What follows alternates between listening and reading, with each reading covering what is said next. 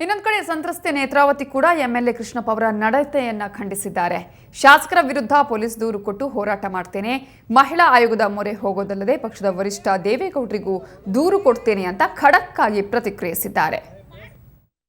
ತುರುವೇಕೆರೆ ಶಾಸಕ ಎಂಟಿ ಕೃಷ್ಣಪ್ಪ ಅವಹೇಳನಕಾರಿಯಾಗಿ ಹೇಳಿಕೆಯನ್ನು ಕೊಟ್ಟಿರುವಂಥದ್ದು ಇಡೀ ಜಿಲ್ಲೆಯಲ್ಲಿ ಸಂಚಲನ ಮೂಡಿಸಿದೆ. ನೇತ್ರಾವತಿ ಹಾಗೂ ಹಾಲಿ ಸಂಸದ ಮುದ್ದಹನುಮೇಗೌಡರ ವಿರುದ್ಧ ಅವಹೇಳನಕಾರಿಯಾಗಿ ಹೇಳಿಕೆಯನ್ನು ಕೊಟ್ಟಿರುವಂಥದ್ದು. ಈಗ ನಮ್ಮ ಜೊತೆ ನೇತ್ರಾವತಿ ಅವರು ಈಗ ನಮ್ಮ ಜೊತೆ ಇದ್ದಾರೆ. ಬನ್ನಿ ಅವ್ರ ಹತ್ರ ಮುಂದೆ ಯಾವ ರೀತಿಯ ಹೋರಾಟ ಮಾಡ್ತಾರೆ ಅನ್ನೋದನ್ನು ಅವ್ರ ಹತ್ರನೇ ಕೇಳಿ ತಿಳ್ಕೊಳ್ಳೋಣ.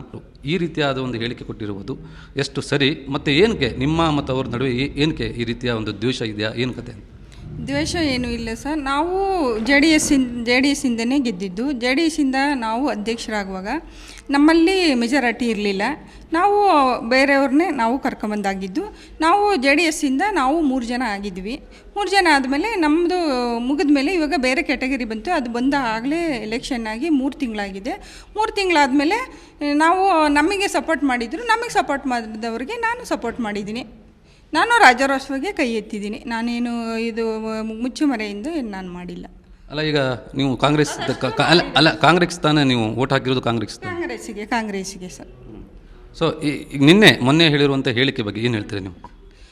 ಅದು ನಾವು ಜನ ನಿರ್ಧಾರ ಮಾಡ್ಬೇಕು ಸರ್. ಒಬ್ಬ ಲೇಡೀಸ್ ಬಗ್ಗೆ ಅವರು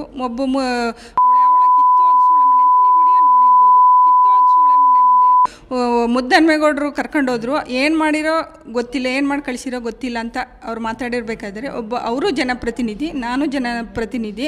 ಅವ್ರಿಗೂ ಒಬ್ಬರು ರಾಜ್ಯಾಧ್ಯಕ್ಷರು ಅಂತ ಇರ್ತಾರೆ. ಅವ್ರು ನಾನು ಪಕ್ಷದಿಂದ ನಾನು ತಪ್ಪು ಮಾಡಿದ್ದೀನೋ, ನಾನು ತಪ್ಪು ಮಾಡಿಲ್ಲ ಅಂತ ನನ್ನ ಅನಿಸಿಕೆ. ಅವ್ರಿಗೆ ತಪ್ಪು ಮಾಡಿದ್ದೀನಿ ಅಂತ ಅವ್ರ ಅನಿಸಿಕೆ ಇದ್ದರೆ ಅವ್ರ ಕಾನೂನು ಪ್ರಕಾರ ಅವರು ರಾಜಕೀಯವಾಗಿ ಏನಾದರೂ ಮಾಡ್ಕೊಳ್ಳಿ, ನನಗೆ ಅದು ವಿರೋಧ ಇಲ್ಲ.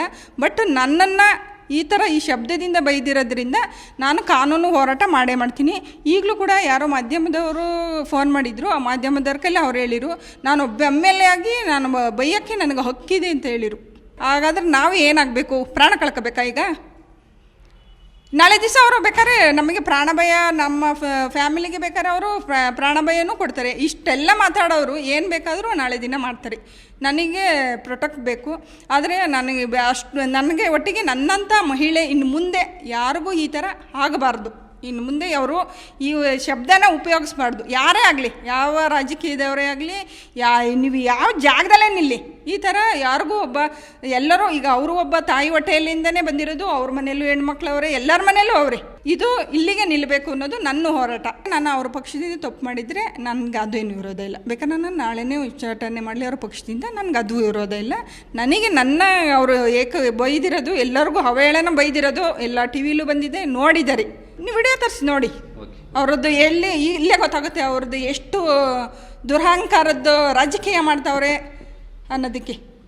ಇವಿಷ್ಟು ನೇತ್ರಾವತಿ ಅವರ ಮಾತು. ಅಂದರೆ ಎಂಟಿ ಕೃಷ್ಣಪ್ಪರ ವಿರುದ್ಧ ಕಾನೂನು ಹೋರಾಟ ಮಾಡ್ತೀನಿ, ಅವರು ತಮ್ಮ ಈ ರೀತಿಯ ಅನುಚಿತ ವರ್ತನೆ ನಿಲ್ಲಿಸಬೇಕು ಎನ್ನುವಂಥದ್ದು. ತುಮಕೂರಿಂದ ಕ್ಯಾಮರಾ ಪರ್ಸನ್ ಯೋಗೇಶ್ ಜೊತೆ ಮಂಜುನಾಥ್ ತಾಳಮಕ್ಕಿ, ಸುವರ್ಣ ನ್ಯೂಸ್.